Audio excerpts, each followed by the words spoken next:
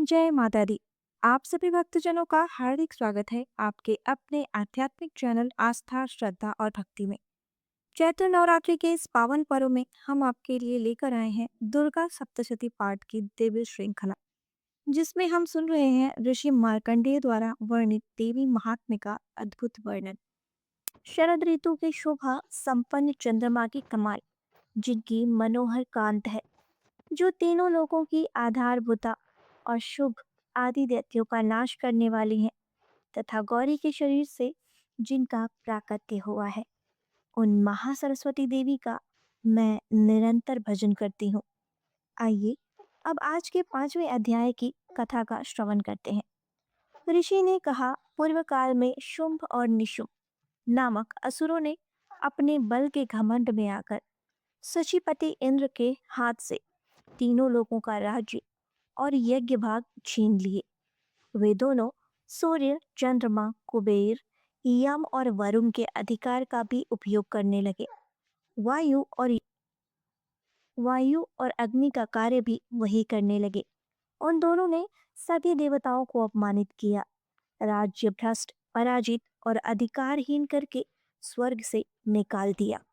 उन दोनों महान असुरों से तिरस्कृत होकर देवताओं ने अपराजिता देवी का स्मरण किया और सोचा, जगदम्बा ने हम लोगों को वर दिया था कि आपत्ति काल में स्मरण करने पर मैं तुम्हारी सभी आपत्तियों का तत्काल नाश कर दूंगी।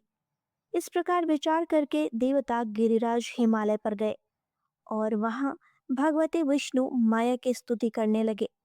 देवताओं ने स्तुति करते हुए कहा, देवी को नमस्कार है, महादेवी शिवा को सर्वदा नमस्कार है, प्रकृति एवं भद्रा को प्रणाम है। हम लोग नियम पूर्वक जगदम्बा को नमस्कार करते हैं, रौद्रा को नमस्कार है, नित्या गौरी एवं धात्री को बारंबार नमस्कार है, ज्योत्सनामयी चंद्र रूपिणी और सुख स्वरूपा देवी को सतत प्रणाम है, शरणागतों का कल्याण करने वाली वृद्धि एवं सिद्धि रूपा देवी को हम बारंबार नमस्कार करते हैं, नैऋति राजाओं की लक्ष्मी तथा सर्वाणी स्वरूपा आप जगदम्बा को बारंबार नमस्कार है, दुर्गा दुर्गपारा सा सर्वकारिणी ख्याति कृष्णा धुमरा देवी को सर्वदा नमस्कार है, अत्यंत सौम्य तथा अत्यंत रौद्र रूपा देवी को नमस्कार करते हैं, उन्हें हमारा बारंबार प्रणाम है, जगत की आधारभूता कृति देवी को नमस्कार है। जो देवी सभी प्राणियों में विष्णु माया के नाम से कही जाती, उनको नमस्कार। जो देवी सभी प्राणियों में विष्णु माया के नाम से कही जाती हैं, उनको नमस्कार, उनको नमस्कार, उनको बारंबार नमस्कार।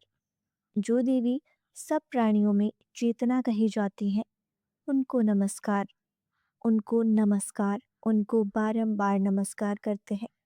जो देवी सभी प्राणियों में बुद्धि रूप से स्थित है, उनको नमस्कार, उनको नमस्कार, उनको बारंबार नमस्कार करते हैं। जो देवी सभी प्राणियों में निद्रा रूप से स्थित है, उनको नमस्कार। जो देवी सभी प्राणियों में क्षुधा रूप से स्थित है, उनको नमस्कार। जो देवी सभी प्राणियों में छाया रूप से स्थित है, उनको बारंबार नमस्कार। जो देवी सब प्राणियों में शक्ति रूप से स्थित है, उनको बारंबार नमस्कार। जो देवी सब प्राणियों में तृष्णा रूप से स्थित है, उनको नमस्कार। जो देवी सब प्राणियों में शांति रूप से स्थित है, उनको नमस्कार। जो देवी सब प्राणियों में जाति रूप से स्थित है, उनको नमस्कार। जो देवी सब प्राणियों में लज्जा रूप से स्थित है, उनको बारंबार नमस्कार। जो देवी सब प्राणियों में शांति रूप से विराजमान है, उनको हम नमस्कार करते हैं। जो देवी सभी प्राणियों में श्रद्धा रूप से स्थित है, उनको हम नमस्कार करते हैं। जो देवी सब प्राणियों में कांत रूप से स्थित है, उनको नमस्कार करते हैं। जो देवी सब प्राणियों में लक्ष्मी रूप से विराजमान है, उनको नमस्कार। जो देवी सब प्राणियों में वृत्ति रूप से स्थित है, उनको नमस्कार। जो देवी सब प्राणियों में स्मृति रूप से स्थित हैं, उनको नमस्कार। जो देवी सब प्राणियों में दया रूप से स्थित है, उनको नमस्कार। जो देवी सब प्राणियों में तुष्टि रूप से स्थित है, उनको बारंबार नमस्कार करते हैं। जो देवी सब प्राणियों में माता रूप से स्थित है, उनको नमस्कार। जो देवी सब प्राणियों में भ्रांति रूप से स्थित है, उनको नमस्कार। जो जीवों के इंद्रिय वर्ग की अधिष्ठात्री देवी एवं सब प्राणियों में सदा व्याप्त रहने वाली है, उन व्याप्ति देवी को बारंबार नमस्कार है। जो देवी चैतन्य रूप से इस संपूर्ण जगत को व्याप्त करके स्थित रहती हैं, उनको नमस्कार है।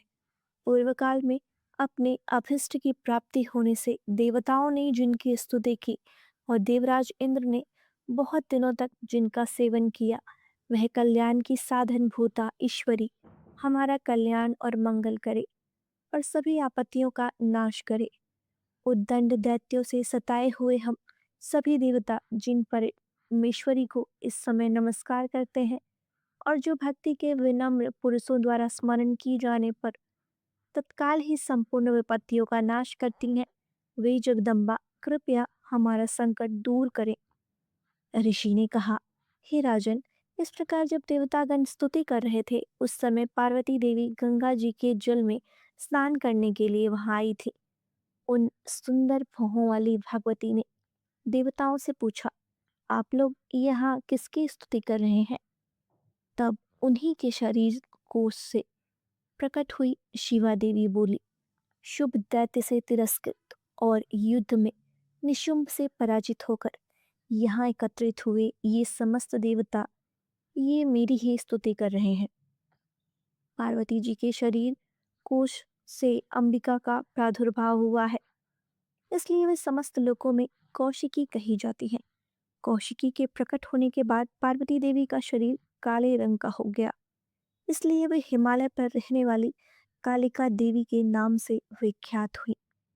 उसके बाद शुंभ निशुंभ के भृत्य चंडमुंड वहां आए और उन्होंने परम मनोहर रूप धारण करने वाली अंबिका देवी को देखा।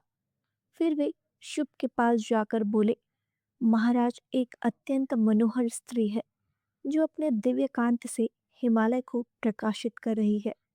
ऐसा उत्तम रूप कहीं किसी ने नहीं देखा होगा। हे असुरेश्वर, जरा पता लगाइए वह देवी कौन है और उसे ले लीजिए। स्त्रियों में तो वह रत्न है, उसका प्रत्येक अंग बहुत सुंदर है। वे अपनी श्री अंगों की प्रभा से संपूर्ण दिशाओं में प्रकाश फैला रही है। हे दैत्यराज, अभी वह हिमालय पर ही उपस्थित है, आप उसे देख सकते हैं। तीनों लोकों में मणि, हाथी और घोड़े आदि जितने भी रत्न हैं, वे सब इस समय आपके घर में शोभा पाते हैं। हाथियों में रत्न समान ऐरावत, ये परिजात का वृक्ष और यह उच्च श्रवा घोड़ा, यह सब आपने इंद्र से छीन लिए हैं। हंसों से जुदा हुआ ये विमान भी आपके ही आंगन में शोभा पा रहा है। यह रत्नभूत अद्भुत विमान जो पहले ब्रह्मा जी के पास था, वह अब आपके पास लाया गया है। ये महापद्म नामक निधि आपने कुबेर से छीना है। समुद्र ने भी आपको किंजल किनी नाम की माला भेंट की है, जो केशरों से सुशोभित है और जिसके कमल कभी मुरझाते नहीं। स्तुवर्ड की वर्षा करने वाला वरुण का छत्र भी आपके घर में है और श्रेष्ठ रथ जो पहले प्रजापति का था, अब आपके पास उपस्थित है। हे दैत्येश्वर, मृत्यु की उत्क्रांतिदा नाम वाली शक्ति भी आपने छीन ली है और वरुण का पाश और समुद्र में होने वाले हर प्रकार के रत्न आपके भाई निशुंभ के अधिकार में है। अग्नि ने स्वतः शुद्ध किए हुए 2 वस्त्र भी आपकी सेवा में अर्पित किए हैं। हे दैत्यराज, इस प्रकार हर प्रकार के रत्न आपने एकत्रित कर लिए हैं, तो फिर जो ये स्त्रियों में रत्न रूप कल्याणमयी देवी है, इसे आप क्यों नहीं ले लेते? क्यों उसे अपने अधिकार में नहीं कर लेते? चंडमुंड का ये वचन सुनकर शुंभ ने महादैत्य सुग्रीव को दूत बनाकर देवी के पास भेजा और कहा, तुम मेरी आज्ञा से उसके सामने ये बातें कहना और ऐसा उपाय करना जिससे वह प्रसन्न होकर शीघ्र ही यहाँ आ जाए। वह दूत पर्वत के अत्यंत रमणीय प्रदेश जहाँ देवी उपस्थित थी वहां गया और मधुर वाणी में कोमल वचन कहने लगा। दूत ने देवी से कहा, हे देवी दैत्यराज शुभ इस समय तीनों लोकों के परमेश्वर हैं। मैं इन्हीं का भेजा हुआ।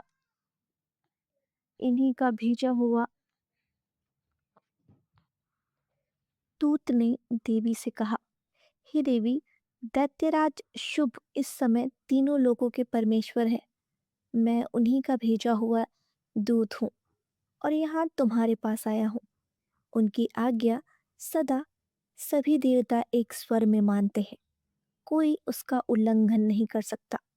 वे संपूर्ण देवताओं को परास्त कर चुके हैं। उन्होंने तुम्हारे लिए जो संदेश दिया है अब उसे सुनो। हे देवी संपूर्ण त्रैलोकी मेरे अधिकार में है। देवता भी मेरी आज्ञा के अधीन चलते हैं। संपूर्ण यज्ञों के भागों को मैं ही पृथक पृथक भोगता हूँ। तीनों लोकों में जितने श्रेष्ठ रत्न हैं वे सब मेरे अधिकार में है। देवराज इंद्र का वाहन ऐरावत जो हाथियों में रत्न के समान है मैंने छीन लिया है। क्षीर सागर का मंथन करने से जो अश्वरत्न उच्च शवा प्रकट हुआ था उसे देवताओं ने मेरे पैरों पर पड़कर समर्पित किया है। हे सुंदरी उनके सिवा और भी जितने रत्न भूत पदार्थ देवताओं गंधर्वों और नागों के पास थे वे सब मेरे पास आ चुके हैं। हे देवी हम लोग तुम्हें संसार की स्त्रियों में रत्न मानते हैं, इसलिए तुम हमारे पास आ जाओ, क्योंकि रत्नों का उपभोग करने वाले हम ही हैं। चंचल कटाक्षों वाली हे सुंदरी तुम मेरी या फिर मेरे भाई महापराक्रमी निशुंभ की सेवा में आ जाओ, क्योंकि तुम रत्न स्वरूपा हो। मेरा वरण करने से तुम्हें तुलना रहित महान ऐश्वर्य की प्राप्ति होगी। अपनी बुद्धि से यह विचार करो और तुम मेरी पत्नी बन जाओ।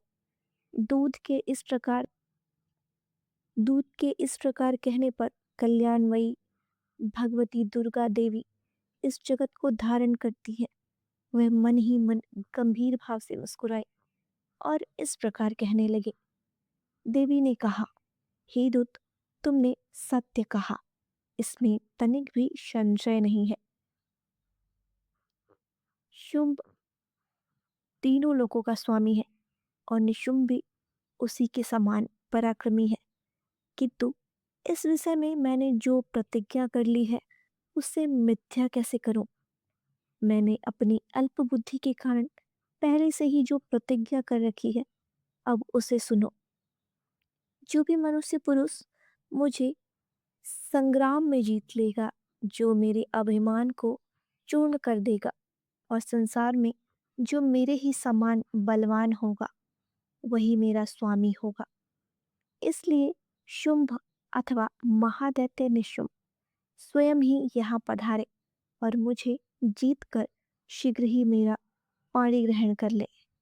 इसमें विलंब की क्या आवश्यकता है। देवी के ऐसे वचन सुनकर दूत ने कहा, हे देवी तुम घमंड से भरी हुई हो, मेरे सामने ऐसी बातें मत करो। तीनों लोकों में कौन ऐसा पुरुष है जो शुंभ निशुंभ के सामने खड़ा भी हो सके। हे देवी अन्य दैत्यों के सामने भी सारे देवता युद्ध में नहीं ठहर सकते, फिर तुम अकेली स्त्री होकर कैसे रह सकती हो। जिन शुंभ आदि दैत्यों के सामने इंद्र आदि सभी देवता भी युद्ध में खड़े नहीं हुए, उनके सामने तुम स्त्री होकर कैसे जाओगी। इसलिए तुम मेरे ही कहने से शुंभ निशुंभ के पास चली जाओ। ऐसा करने से तुम्हारी गौरव की रक्षा होगी, अन्यथा जब वे केश पकड़कर घसीटेंगे तब तुम्हें अपनी प्रतिष्ठा खोकर जाना ही पड़ेगा। यह सुनकर देवी ने कहा, तुम्हारा कहना उचित है। शुंभ बलवान है और निशुंभ भी बड़ा पराक्रमी है, लेकिन क्या करूं, मैंने पहले बिना सोचे समझे ही प्रतिज्ञा कर ली है। इसलिए अब तुम जाओ यहाँ से। मैंने तुम्हें जो कुछ कहा है वह सब कुछ दैत्यराज से आदरपूर्वक कह सुनाना। फिर उन्हें जो उचित लगे वह वही करेंगे। इस प्रकार श्री मार्कंडेय पुराण में सावर्णिक मनवंतर की कथा के अंतर्गत देवी महात्म्य में देवी दूत संवाद नामक 5वां अध्याय पूर्ण हुआ। तो चलिए अब हम दुर्गा सप्तशती पाठ के छठे अध्याय का श्रवण करते हैं। देवी दुर्गा का ध्यान करते हुए इस प्रकार कहिए। मैं सर्वगेश्वर भैरव के अंग में निवास करने वाली परम उत्कृष्ट पद्मावती देवी का चिंतन करती हूँ। वे नागराज के आसन पर बैठी हुई हैं। नागों के फनों में सुशोभित होने वाले मणियों के विशाल माला से उनकी देहलता सुशोभित है। सूर्य के समान उनका तेज है। 3 नेत्र उनकी शोभा बढ़ा रहे हैं। वे हाथों में माला, कुंभ, कपाल और कमल लिए हैं और उनके मस्तक में अर्धचंद्र का मुकुट सुशोभित है।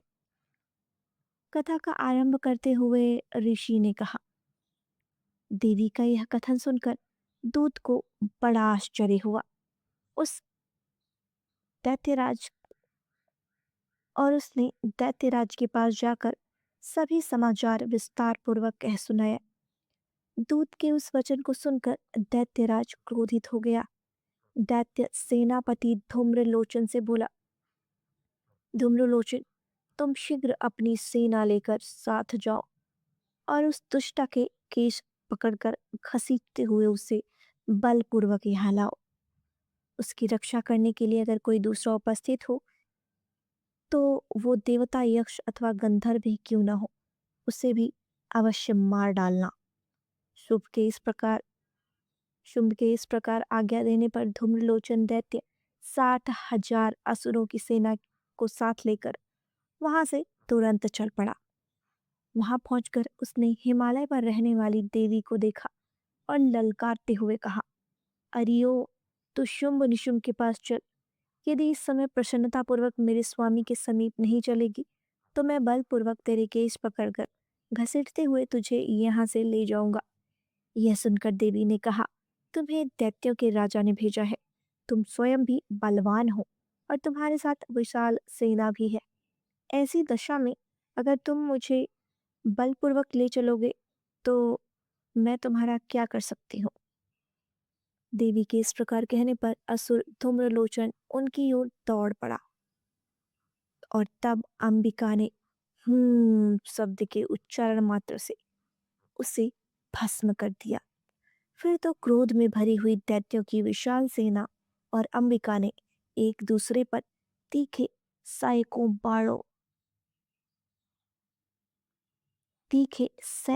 बाणों शक्तियों और फर्शों की वर्षा आरंभ कर दी। इतने में देवी का वाहन सिंह क्रोध में आकर भयंकर गर्जना करते हुए गर्दन के बालों को हिलाता हुआ असुरों की सेना में टूट पड़ा। उसने कुछ दैत्यों को पंजों की मार से और कितनों को ही अपने जबड़ों से और कितने ही दैत्यों को पटक कर ओठ के दाढ़ों से ही घायल करके मार दिया। उस सीने अपने नखों से कितने को पेट उसने अपने नाखूनों से कितने के ही पेट फाड़ डाले और थप्पड़ मारकर कितनों के सिर धड़ से अलग कर दिए।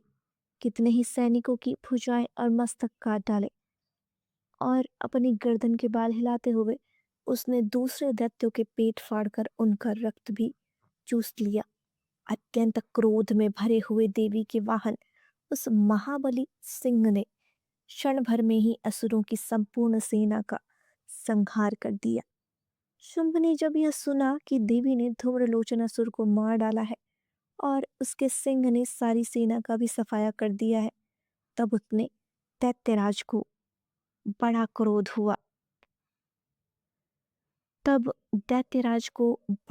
हुआ। उसके होंठ कांपने लगे।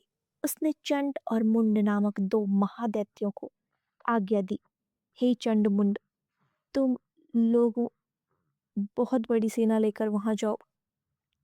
हे चंड, हे मुंड, तुम लोग बहुत बड़ी सेना लेकर वहां जाओ। उस देवी के केश पकड़कर अथवा उसे बांधकर शीघ्र यहाँ ले आओ। अगर इस प्रकार उसको लाने में संदेह हो तो युद्ध में सब प्रकार के अस्त्र शस्त्रों और समस्त आसुरी सेना का प्रयोग करके उसकी हत्या कर देना। उस दुष्टा की हत्या होने तथा सिंह के भी मारे जाने पर उस अंबिका को बांधकर साथ में ही शीघ्र लेकर आना। इस प्रकार श्री मार्कंडेय पुराण में सावर्णिक मनवंतर की कथा के अंतर्गत देवी महात्म्य में धूम्रलोचन वध नामक छठा अध्याय पूर्ण हुआ। आइए अब सातवें अध्याय का श्रवण करते हैं। सातवां अध्याय चंड और मुंड का वध। सर्वप्रथम देवी का ध्यान करते हुए इस प्रार्थना का उच्चारण करते हैं। मैं मातंगी देवी का ध्यान करती हूँ। वे रत्नमय सिंहासन पर बैठकर पढ़ते हुए तोते का मधुर शब्द सुन रही हैं। उनके शरीर का वर्ण श्याम है। वे अपना एक पैर कमल पर रखे हुए हैं और मस्तक पर अर्धचंद्र धारण करती है और कल्हार पुष्पों की माला धारण किए वीणा बजाती हैं। उनके अंग में कसी हुई चोली शोभा पा रही है। वे लाल रंग की साड़ी पहने हुए हैं, हाथ में शंख में पात्र लिए हुए हैं। उनके वदन पर मधु का हल्का हल्का प्रभाव जान पड़ता है और ललाट में बिंदी शोभा दे रही है। कथा को आगे बढ़ाते हुए ऋषि ने कहा, तत्पश्चात शुंभ की आज्ञा पाकर वे चंड मुंड आदि दैत्य चतुरंगिनी सेना के साथ अस्त्र शस्त्रों से सुसज्जित होकर चल पड़े। फिर गिरिराज हिमालय के सुवर्णमय ऊंचे शिखर पर पहुंचकर उन्होंने सिंह पर बैठी हुई देवी को देखा। वे मंद मंद मुस्कुरा रही थी। उन्हें देखकर दैत्य लोग तत्परता से पकड़ने का प्रयास करने लगे। किसी ने धनुष तान लिया, किसी ने तलवार संभाली और कुछ लोग देवी के पास आकर खड़े हो गए। तब अंबिका ने उन शत्रुओं से बड़ा क्रोध किया। उस समय क्रोध के कारण उनका मुख काला पड़ गया, ललाट में भौं टेढ़ी हो गई और वहां से तुरंत ही विकराल मुखी काली प्रकट हुई जो तलवार और पारश लिए थी। वे विचित्र खटवांग धारण किए और चीते के चर्म की साड़ी पहने नरमुंडों की माला से वो भूषित थी। उनके शरीर का मांस सूख गया। वे केवल हड्डियों का ढांचा था जिससे वे अत्यंत भयंकर जान पड़ती थी। उनका मुख बहुत विशाल था। जीभ लपलपाने के कारण वे और भी डरावनी लग रही थी। उनकी आंखें भीतर को धसी हुई और कुछ लाल थी। वे अपनी भयंकर गर्जना से संपूर्ण दिशाओं को गुंजायमान कर रही थी। बड़े बड़े दैत्यों का वध करती हुई वे कालिका देवी बड़े वेग से दैत्यों की उस सेना पर टूट पड़ी और उन सबका भक्षण करने लगी। वे पार्श्व रक्षकों, अंकुशधारी महावतों, योद्धाओं और घंटा सहित कितने ही हाथियों को एक ही हाथ से पकड़कर मुंह में डाल लेती थी। इसी प्रकार घोड़े, रथ और सारथी के साथ रथी सैनिकों को मुंह में डालकर वे उन्हें बड़े भयानक रूप से चबा जाती थी। किसी के बाल पकड़ लेती, किसी का गला दबा देती, किसी के किसी के बाल पकड़ लेती, किसी का गला दबा देती, किसी को पैर से कुचल डालती और किसी को छाती से धक्के से गिराकर और किसी को छाती के धक्के से गिराकर मार दे रही थी। वे असुरों के छोड़े हुए बड़े बड़े अस्त्र और शस्त्र मुंह से पकड़ लेती और रोष में आकर उनको दांतों से पीस डालती थी। काली ने बलवान और दुरात्मा दैत्यों की वह सारी सेना रौंद डाली, खा डाली और कितनों को ही मार भगाया। कोई तलवार के घाट उतर गए, कोई खटवांग से पीटे गए और कितने ही असुर दांतों के अग्रभाग से कुचले जाकर मृत्यु को प्राप्त हो गए। इस प्रकार देवी ने असुरों की उस सारी सेना को क्षण भर में ही मार गिराया। यह देखकर चंड उन अत्यंत भयानक काली देवी की ओर दौड़ पड़ा। महादैत्य मुंड ने भी अत्यंत भयंकर बाणों की वर्षा से और हजारों बाण चलाए हुए चक्रों से उन भयानक नेत्रों वाली देवी को आच्छादित कर दिया। वे अनेकों वक्र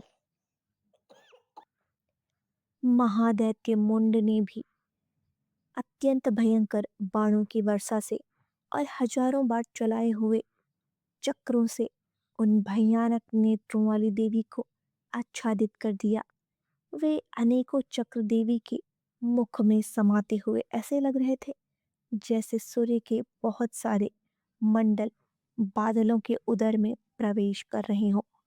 तब भयंकर गर्जना करने वाली काली ने अत्यंत रोष में आकर विकट अट्टहास्य किया। उस समय उनके विकराल वदन के भीतर कठिनता से देखे जा सकने वाले दांतों की प्रभा से वे अत्यंत उज्जवल दिखाई देती थी। देवी ने बहुत बड़ी तलवार हाथ में लेकर हम का उच्चारण करके चंड पर धावा बोल दिया। उसके केश पकड़कर उसी तलवार से उसका मस्तक काट गिराया। चंड को मारा गया देखकर मुंड भी देवी की ओर दौड़ा और तब देवी ने रोष में आकर उसे भी तलवार से घायल करके धरती पर सुला दिया। महापराक्रमी चंड और मुंड को मारा गया देख मरने से बची हुई बाकी सेना भय से व्याकुल होकर चारों ओर भागने लगी चारों ओर भागने लगी। तत्पश्चात काली ने चंड और मुंड का मस्तक हाथ में लेकर चंडिका के पास जाकर प्रचंड अट्टहास्य करते हुए कहा, हे देवी, मैंने चंड और मुंड नामक इन दो महापशुओं को तुम्हें भेंट किया है। अब युद्ध यज्ञ में तुम शुंभ और निशुंभ का स्वयं ही वध करना। इस प्रकार वहां लाए हुए चंड और मुंड नामक महादैत्यों को देखकर कल्याणमयी चंडी ने काली से मधुर वाणी में कहा, हे देवी, तुम चंड और मुंड को लेकर मेरे पास आई हो, इसलिए संसार में अब से तुम्हें चामुंडा के नाम से विख्याति मिलेगी। और इस प्रकार श्री मार्कंडेय पुराण में सावर्णिक मनवंतर की कथा के अंतर्गत देवी महात्म्य में चंड मुंड वध नामक 7वां अध्याय पूर्ण हुआ। 8वां अध्याय रक्त बीज वध। कथा श्रवण करने से पहले देवी का ध्यान करते हुए इस प्रकार प्रार्थना करें, मैं अरिमा आदि सिद्धिमयी किरणों से आवृत भवानी का ध्यान करती हूँ। उनका शरीर का रंग लाल है, नेत्रों में करुणा लहरा रही है और हाथों में पाश, अंकुश, बाण और धनुष शोभा पा रहे हैं। कथा के तार को जोड़ते हुए ऋषि ने कहा, चंड और मुंड नामक दैत्यों के मारे जाने पर, बहुत सी सेना का संहार हो जाने पर दैत्यों के राजा प्रताप चारों ओर भागने लगी चारों ओर भागने लगी। तत्पश्चात काली ने चंड और मुंड का मस्तक हाथ में लेकर चंडिका के पास जाकर प्रचंड अट्टहास्य करते हुए कहा, हे देवी, मैंने चंड और मुंड नामक इन दो महापशुओं को तुम्हें भेंट किया है। अब युद्ध यज्ञ में तुम शुंभ और निशुंभ का स्वयं ही वध करना। इस प्रकार वहां लाए हुए चंड और मुंड नामक महादैत्यों को देखकर कल्याणमयी चंडी ने काली से मधुर वाणी में कहा, हे देवी, तुम चंड और मुंड को लेकर मेरे पास आई हो, इसलिए संसार में अब से तुम्हें चामुंडा के नाम से विख्याति मिलेगी। और इस प्रकार श्री मार्कंडेय पुराण में सावर्णिक मनवंतर की कथा के अंतर्गत देवी महात्म्य में चंड मुंड वध नामक 7वां अध्याय पूर्ण हुआ। 8वां अध्याय रक्त बीज वध।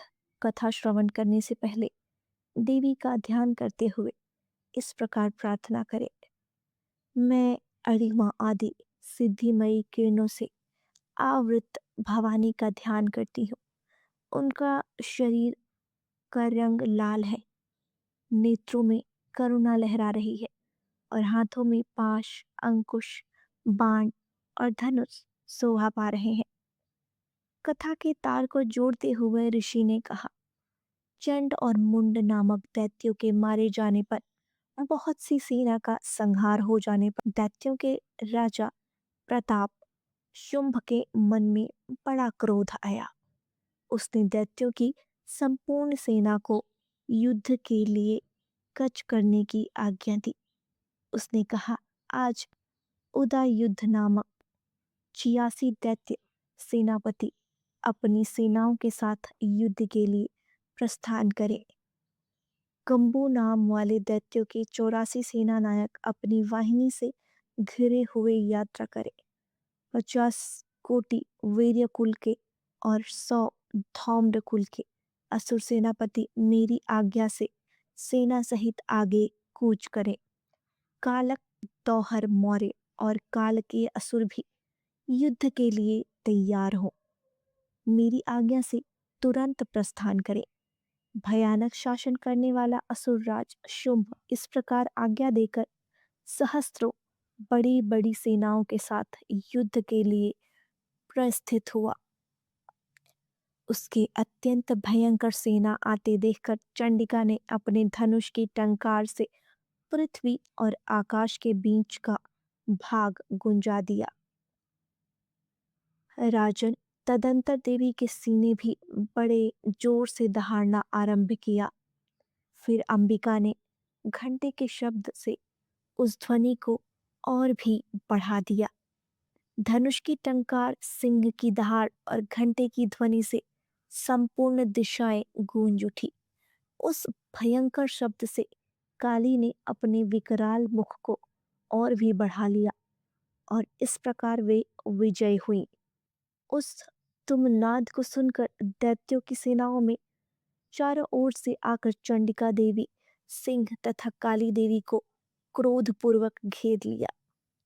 इसी बीच असुरों के विनाश तथा देवताओं के अभ्युदय के लिए ब्रह्मा, शिव, कार्तिकेय, विष्णु तथा इंद्र आदि देवों की शक्तियां जो अत्यंत पराक्रम और बल से संपन्न थी, वे उनके शरीरों से निकलकर उन्हीं के रूप में चंडिका देवी के पास आ गई।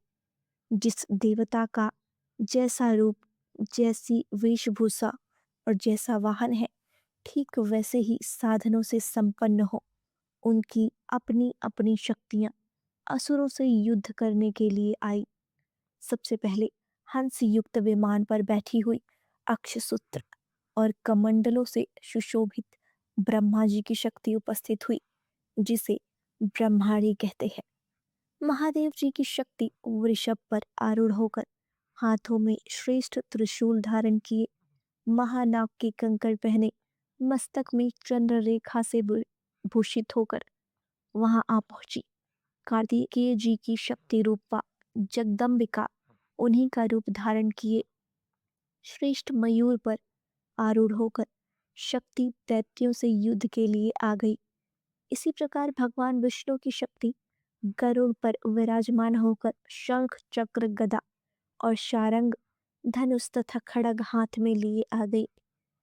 अनुपम यज्ञ वाराह का रूप धारण करने वाले श्री हरि की जो शक्ति है, वह भी वाराह शरीर धारण करके वहां उपस्थित हुई। नारसिंह शक्ति भी नरसिंह के समान शरीर धारण करके वहां आ गई। उसकी गर्दन के बालों के झटके से आकाश के तारे बिखरे पड़ते थे।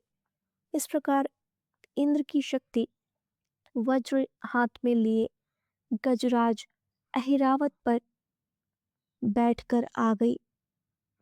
उसके भी सहस्त्र नेत्र थे। इंद्र का जैसा रूप है वैसा ही उसका था। तत्पश्चात उन देव शक्तियों से घिरे हुए महादेव जी ने चंडिका से कहा, मेरी प्रसन्नता के लिए आप शीघ्र ही इन असुरों का संहार करें। तब देवी के शरीर से अत्यंत भयानक और परम उग्र चंडिका शक्ति प्रकट हुई, जो सैकड़ों गिदड़ियों को की भांति आवाज निकाल रही थी। उस अपराजिता देवी ने धूमिल जटा वाले महादेव जी से कहा, हे भगवान, आप शुंभ निशुंभ के पास दूत बनकर जाइए और उन अत्यंत गर्बीले दानव शुंभ और निशुंभ दोनों से कहिए, साथ ही उनके अतिरिक्त जो भी दानव युद्ध के लिए वहां उपस्थित होकर उनको भी यह संदेश दीजिए कि हे दैत्यों, अगर तुम जीवित रहना चाहते हो तो पाताल में लौट जाओ। इंद्र को त्रिलोकी का राज्य मिल जाए और देवता यज्ञ भाग का उपयोग करे। अगर बल के घमंड में आकर तुम युद्ध की अभिलाषा रखते हो तो आ जाओ। मेरी शिवाएं योगनिया तुम्हारे कच्चे मांस से तृप्त होने के लिए तैयार है। हालांकि उस देवी ने भगवान शिव को दूत के कार्य में नियुक्त किया था, इसलिए वह शिवदूती के नाम से भी संसार में जानी गई। वे महादैत्य भी भगवान शिव के मुख से देवी के वचन सुनकर क्रोध में आ गए और जहां कात्यायनी विराजमान थी उस ओर बढ़ने लगे। वे दैत्य अमर्ष में भरकर पहले ही देवी के ऊपर बाण, शक्ति और वृष्टि आदि अस्त्रों की वृष्टि करने लगे। तब देवी ने भी खेल खेल में धनुष की टंकार की और उससे छोड़े हुए बड़े बड़े बाणों द्वारा दैत्यों के चलाए हुए बाण, शूल, शक्ति और फरसों को काट डाला। फिर काली उनके आगे होकर शत्रुओं को शूल के प्रहार से विदर्न करने लगी और खटवांग से उन्हें मारने लगी। उन सबको मारती हुई वह रणभूमि में विचरने लगी। ब्रह्माणी भी जिस जिस ओर दौड़ती अपनी कमंडलों का जल छिड़क कर शत्रुओं की ओज और पराक्रम को नष्ट कर देती थी। माहेश्वरी ने त्रिशूल से और वैष्णवी ने चक्र से और अत्यंत क्रोध में भरी हुई कुमार कार्तिकेय की शक्ति से दैत्यों का संहार आरंभ किया। इंद्र शक्ति के वज्र प्रहार से विदर्ण होकर सैकड़ों दैत्य दानव रक्त की धारा बहाते हुए पृथ्वी पर सो गए। वाराही शक्ति ने कितनों को अपनी थुथुन की मार से नष्ट किया। दाढ़ों के अग्रभाग से कितनों को ही छाती भेद डाली और कितने ही दैत्य उसके चक्र की चोट से विदीर्ण होकर गिर पड़े। नारसी भी दूसरे दूसरे महादैत्यों को अपने नखों से विदर्ण करके खाने लगी और सिंहनाद से दिशाओं और आकाश को गुंजाती हुई युद्ध क्षेत्र में विचरने लगी। कितने ही असुर शिवदूती के प्रचंड अट्टहास्य में अत्यंत भयभीत होकर पृथ्वी पर गिर पड़े और गिरने पर उन्हें शिवदूती ने उस समय अपना ग्रास बना लिया। इस प्रकार क्रोध में भरे हुए मातृगों को अनेक प्रकार के उपायों से बड़े बड़े असुरों का मर्दन करते हुए देखकर दैत्य सैनिक भाग खड़े हुए। मातृगणों से पीड़ित दैत्यों को युद्ध से भागते देखकर रक्तबीज नामक महादैत्य क्रोध में आ गया और युद्ध करने के लिए तत्पर हो गया। उसके शरीर से जब रक्त की बूंदें पृथ्वी पर गिरती तब उसी के समान शक्तिशाली एक दूसरा महादैत्य पृथ्वी पर उत्पन्न हो जाता। महासुर रक्तबीज हाथ में गदा लेकर इंद्र शक्ति के साथ युद्ध करने लगा। तब इंद्र ने अपने वज्र से रक्तबीज को मारा। वज्र से घायल होने पर उसके शरीर से बहुत सा रक्त चूने लगा और उससे उसी के समान रूप और पराक्रम वाले योद्धा खड़े हो गए। उसके शरीर से रक्त की जितनी भी बूंदें गिरी उतने ही पुरुष उत्पन्न हो गए। वे सब रक्त बीज के समान ही वीर्यवान, बलवान और पराक्रमी थे। वे रक्त से उत्पन्न होने वाले पुरुष भी अत्यंत भयंकर अस्त्र शस्त्रों का प्रहार करते हुए वहां मातृगणों के साथ घोर युद्ध करने लगे। पुनः वज्र के प्रहार से जब उसका मस्तक घायल हुआ तब रक्त बहने लगा और उससे हजारों पुरुष उत्पन्न हो गए। वैष्णवी ने युद्ध में रक्तबीज पर चक्र का प्रहार किया और इंद्री ने उस दैत्य सेनापति की गदा से चोट पहुंचाई। वैष्णवी के चक्र से घायल होने पर उसके शरीर से जो रक्त बहा और उससे जो उसी के बराबर आकार वाले सहस्त्र महादैत्य प्रकट हुए, उनके द्वारा संपूर्ण जगत व्याप्त हो गया। कौमारी ने शक्ति से, वाराही ने खड़क से और माहेश्वरी ने त्रिशूल से महादैत्य रक्तबीज को घायल किया। क्रोध में भरे हुए उस महादैत्य रक्तबीज ने भी गदा से सभी मातृशक्तियों पर पृथक पृथक प्रहार करना आरंभ किया। शक्ति और सूल आदि से अनेक बार घायल होने पर जो उसके शरीर से रक्त की धारा पृथ्वी पर गिरी, उससे भी निश्चय ही सैकड़ों असुर उत्पन्न हो गए। इस प्रकार उस महादैत्य के रक्त से प्रकट हुए असुरों द्वारा संपूर्ण जगत व्याप्त हो गया। इससे उन देवताओं को बड़ा भय हुआ। देवताओं को उदास देखकर चंडिका ने काली से शीघ्रतापूर्वक कहा, हे चामुंडे, तुम अपना मुख और भी फैलाओ और मेरे शस्त्रपात से गिरने वाले रक्त बिंदुओं और उनसे उत्पन्न होने वाले महादैत्यों की तुम अपने इस उतावले मुख से खा लो।